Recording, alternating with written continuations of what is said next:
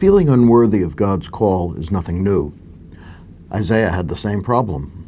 Woe is me, for I am doomed, for I am a man of unclean lips, living among a people of unclean lips. Peter says, Leave me, Lord, I am a sinful man.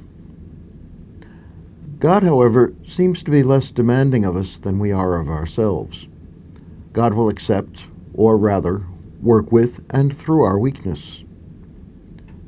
In Isaiah's case, his unclean lips were burned clean by a seraph-born ember. Peter got words. Do not be afraid. From now on, you will be catching people. Their reactions are important. The first words that pass Isaiah's newly purified lips are, Here I am, send me. Peter does not say anything, he acts. He and his partners brought their boats to land, left everything, and became his followers. Vocation comes from a word meaning call. A vocation, though, is not simply a call, as if God were yodeling in the heavens. It's a call to do something. Usually, we use the words calling or vocation about some work that involves one's whole being in service. What are Isaiah and Peter called to do? Isaiah hears the voice of God saying, Whom shall I send? Who will go for us? Peter is told that he will become a fisher of people. Apparently, the call is not so much to be something as to do something. A vocation is not to some special state of goodness. Even less is it a call to a special status. It is a call to a special task. The error of Isaiah and Peter was that they thought they had to be a special kind of person to respond to God's call.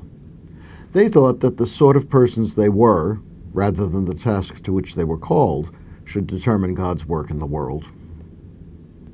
God's answer is simply, Yes, I know you're not perfect. I'm not interested in that. I'm interested in having word of my love shared with the world. In a world where everyone is my specially loved child, and everyone is imperfect, I'm calling you to do something special for me. I don't need someone who can earn my love by being perfect. I just need you.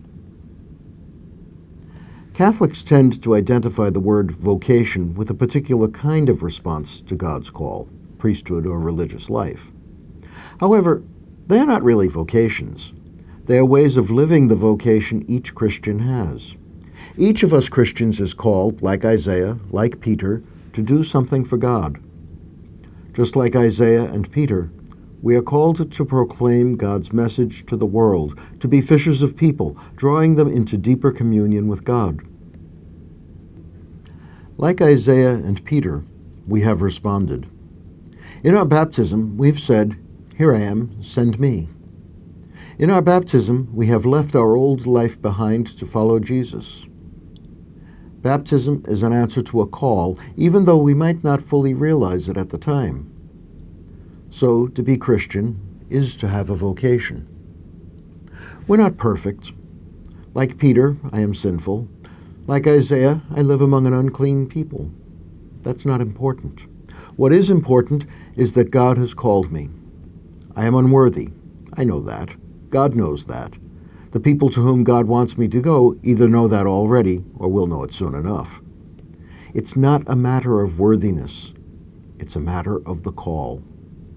We should not get the two mixed up. My sinfulness is, in a sense, irrelevant. What counts is the task to which I have been called as an individual and to which we have been called as a church.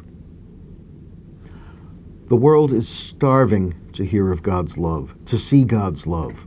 The world is swimming around in confusion, waiting to be brought into God's net. That is what counts. That is the vocation you and I have as Christians. God is willing to work with sinners like Isaiah, Peter, you, and me. Let's give thanks for that and get to work.